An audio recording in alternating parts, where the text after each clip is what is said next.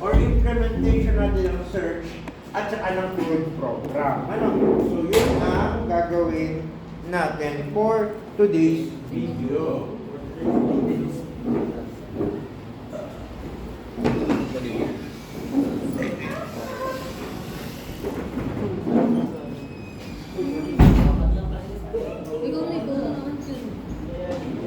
Sandal ko dito. Tingnan mo tayo mukha. Tingnan mo.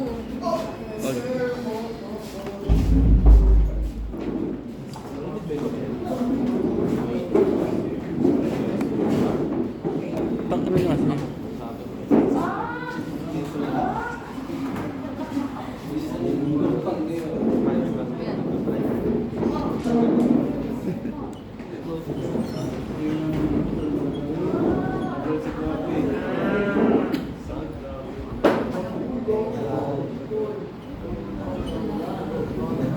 Nice. Kita ba ito? Wala ano, puro Facebook lang, wala tayo makinig. Okay. So, ang gagawin ko dito, i-close ko muna ang lahat ng object. Lahat ng window. Okay, so bakit ko daw na-close? Para alam nyo kung saan hahanapin kung hindi ninyo makita. Ano? So, ang una muna natin gagawin is we're going to create our database. Because update tayo, hindi tayo gagamit ng access. Ang gagamitin natin dito is local database. Remember, by the way, ang gagamitin nyo dyan is, wala muna kasasabing ka. Okay. So, ang gagamitin natin ay local database. Now, dyan, ang naka-install na is Windows, Microsoft Visual Studio 2010 din. So, ibig sabihin, kung anong itsura nandito, yan din. At least hindi na kayo malilito. Kasi di ba last sem, nalilito kayo kasi 2012 ang gamit nyo, 2010 ako. So, at least ito, pares na. Ano, wala nang magtatampo. Ano? So, dito, ang i-click muna natin, go to project, then go to add new item. Again, project, add new item. Look for the local database. So yan, parang shot glass. Ano? So this is our local database. Usually ang pangalan local database is database1.sdf. So click add. Okay? Kapag na-add nyo, magtatanong siya about the data source configuration wizard. So, meron tayong dalawang choices dito. Either dataset or entity data model. Ang i-click nyo po dito is yung ating dataset. So, kapag nakaklik na yan, click next. Okay, next is you're going to implement our database. Pero dahil bagong gawa ang database natin, wala siyang laman. I-click nyo lang ang finish. Okay? So kapag nagawa nyo na yan, kailangan gagawa na tayo ng ating table, which is itong TBL items. Para magawa ang table natin, kailangan tayong pumunta sa Server Explorer. So punta lang po tayo sa View. Then after clicking View, look for the Server Explorer. Makikita nyo dito is ito yung ating database1.sdf. Huwag kayong magpanik, kung sa akin sobrang dami nakalagay. Sa inyo, dahil bagong format yan, yung database nyo lang ang makikita nyo dyan. So, i-click nyo lang yung drop down dito. So, click. Then, makikita nyo dito is meron tayong tables folder. Press right click and then click create table. Now, dito po, marami nagkakamali dito. Ang ibang pangalan natin is TBL items. Okay. So, what would be our first column? ID. ID. O, dito marami nagkakamali. Ang gagawin po, type the word ID. Data type dapat ay integer or int. primary key dapat yes. Tama na ba yan? Hindi, mayroon Diba? pa sa baba. Sa baba, meron tayong identity, dapat true. Remember, yung apat na structures na yan, kailangan magawa ninyo. Pag hindi nyo nagawa yan, magkakaproblema kayo. Ano? Next. Ang susunod naman is item name. Again, bawal ang may space. Ang bibili niyong data type ay Embarca. Next. Quantity or QTY, ang pipiliin dito is numeric, and then yung ating price is also numeric. Pwede rin money. Pero sa ngayon, ang gamitin muna natin ay numeric. Then press OK. Now, sir, nalimutan ko pong lagyan yung identity, yung ID. So hindi nyo na mababago yung table nyo. Para kung maulit yung table, click nyo lang yung table sa loob ng tables folder natin, right-click and drop the table. Pag sinabi yung drop, i-delete nyo yung table, pwede na ulit kayo gumawa ng panibagong TBL items. Pero dahil hindi naman natin buburahin yung table natin, ang gagawin natin is show table data. Tsaka natin itatype yung mga items natin. What would be our first item? Ilan ang quantity? Magkano ang price? Okay. Next item? Banana. Quantity? Price? Next item? Mango.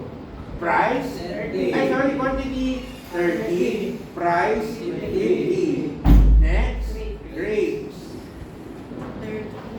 Ilan ang item? 30. Sorry. 30. Ang price ay 90. Next. Chicken. Wait lang sandali. Okay. Quantity? Price? 250. Okay. So dapat walang mag-error dyan. Pag may nag-error dyan, pag tinatype niyo yan, may mali kayo dun sa table. So drop the table and recreate your table. So, you see. So, pag yan, okay na, wala nang nakalagay na ibang symbol, pwede niyang i-close yan. Okay? So, pag na-close na yan, nandyan na mismo sa Server Explorer natin. Ano? Next, kailangan i-connect natin yung table na ginawa natin sa data source natin. So, saan hahanapin ang data source? Nandito po. Pupunta kayo sa data, and then click Show Data Sources. Lalabas ito. So dito, meron tayong nakalagay na Database 1 Dataset. So may apat na icons tayo dito. We have Add New Data Source, Edit Dataset with Designer, Configure Data Source with Wizard, and Refresh. Ang pipiliin ko ay ito. Configure Data Source with Wizard. Click nyo lang to. Then under our table here, click the drop down, click TBL items, makikita nyo na yung lahat ng columns na ginawa natin, dapat lalagyan ninyo ng check lahat. Okay, kung tinatamad naman kayo, i-click nyo lang yung box dito para lahat ng box magkakaroon ng check. Then click Edit. So ako may sumagot eh. Okay, so ito, lalabas na sa data source natin. Ito yung i-drag nyo. Marami kasing nagkakamali ang dinadrag sa Server Explorer. Sa data source po. Ano? So, dadrag nyo ito. At makakapag-create na tayo ng ating data grid. So, ayusin ko lang yung data grid. Ano? Ayan. Next. Ito mo sa taas, mas maganda i-delete nyo na. Pero kung ayaw nyo i-delete, okay lang. Ano? Okay, next. Ang kailangan natin, after the data grid, is yung details naman. So, click nyo lang itong drop down dito, and then click details. Tapos, may iba yung icon natin, yung iba ng icon niya.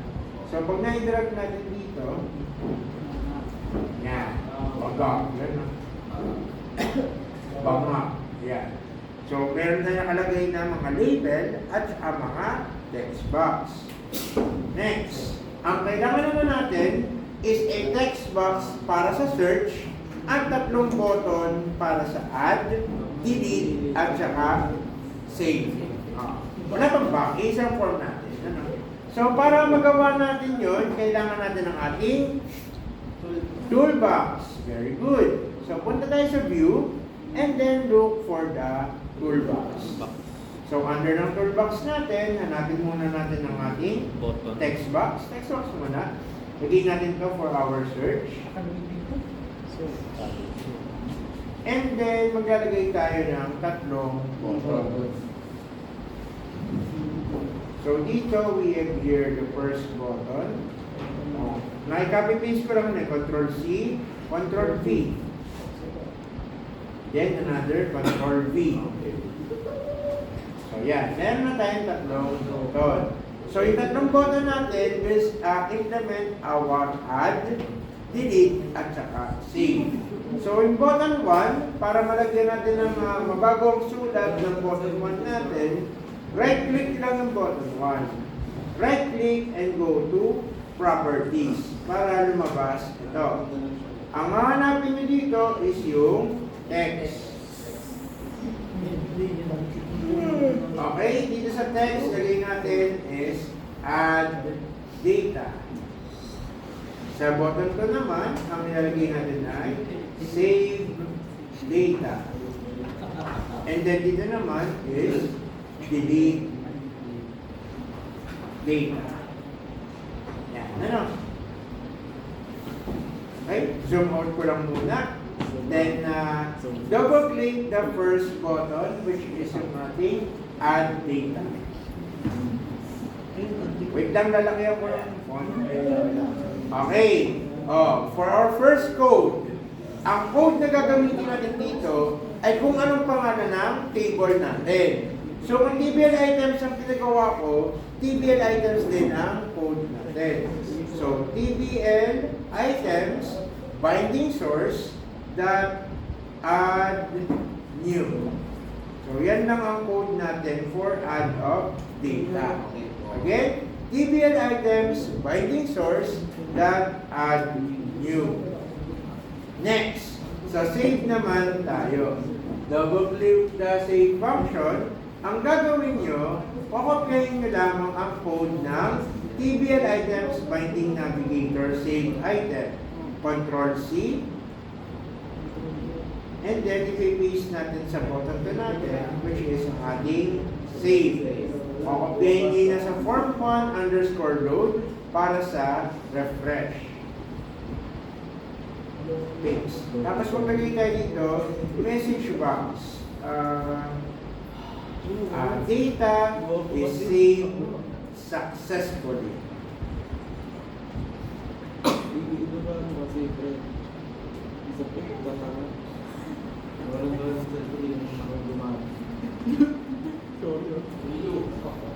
Yan, ano? O, ilagyan ko lang ng title yung message box. Ang purpose yan, tingnan nyo iraran ko yung program.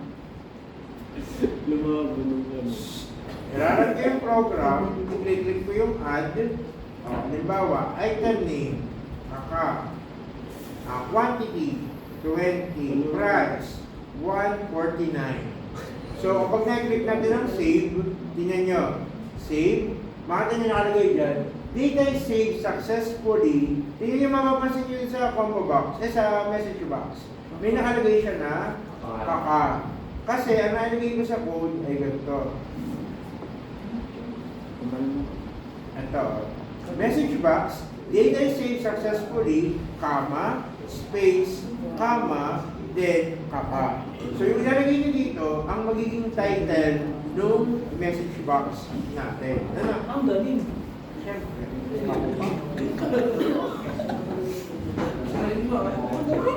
Okay, next. Ang susunod naman ng implementation is yung ating delete data. Double click the delete data. Ang magiging code natin dito is ganito. If message box, do you want to delete this data? And then, magkakita ng dalawang isang comma, BBS, no? Then another comma, lagay natin dito, baka. Is equals to BBS, then. So, ang purpose ng code natin na to, ayan, teka lang, ayusin ko lang ng konti, ayan. If message box, do you want to delete this data? BBS, no? And then, may nakalagay na ka. So, yung message box natin, may nakalagay na, do you want to delete this data? Tapos, dalawang choices niya. Yes at saka no. Tapos, kapag yes ang nailagay natin, kailangan madidelete ang data. So, TBL items by name source that remove current, and then, pakopyahin lang natin yung code na save natin. Control C, Control V. So instead of data is saved successfully, ilalagay natin dito is data is now deleted. Okay? Tingnan natin kung gagana. Run ulit natin. So dapat mag-add tayo. Halimbawa, item name, Wilma. Okay, next, 30. Ang price niya, 500. So kapag na-save natin, data is saved successfully. Pero pag na-click natin dito sa Wilma at na-click yung delete data, so do you want to delete this data? Pag no, hindi siya madidelete. Pero pag yes, dapat madidelete siya. Okay? Ganun yung magiging second implementation natin. Now, for our last function, ang kailangan natin ay yung search. So, paano magagawa ang search? Ang una natin pupuntahan is view, then go to Solution Explorer. So, ganito ang itsura ng Solution Explorer natin. Ang pupuntahan natin is yung ating database1 dataset.xsd. Double click nyo. Kapag walang lumabas na data dito, close nyo lang, then open nyo lang ulit. Diba? Meron na. Yes. So, pupuntahan nyo is ito. TBL items table adapter. So, right click nyo lang to, click add query. Then use SQL statement, select which returns row, next, and then dito, ang itatype natin, where item name, like, question mark. Okay? Click next. Then, papalitan nyo ng pangalan to, which is search. Then, click next. Then, click finish. Okay? Then, i-close nyo lang. Tapos, double-click our text box. Tapos, pakopyahin nyo lang yung may dot fill. Copy. And then, paste. Zoom out ko lang. So, instead of fill, anong papalitan dito? Search. Very good. Tapos, dito sa dulo, maglalagay lang kayo ng comma. Tingnan rin dyan.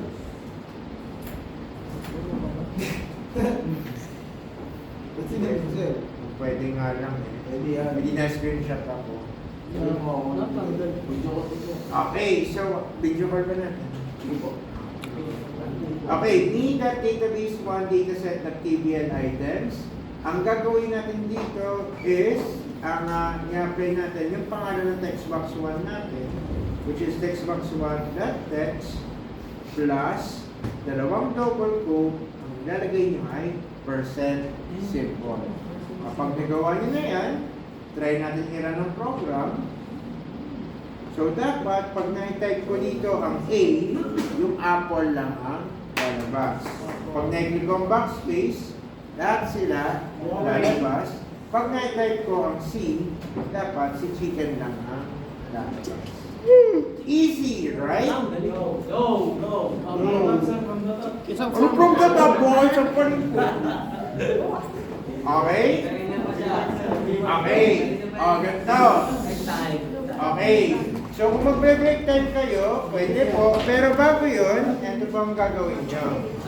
Bukod po, makinig, bukod po sa gagawin yung ganito on Visual Basic, sa 1/2 yellow paper, ng code ba? Okay. Sa 1/2 yellow paper po, gagawa kayo ng ating cloud program. So, ang ginawa natin yan is inventory system.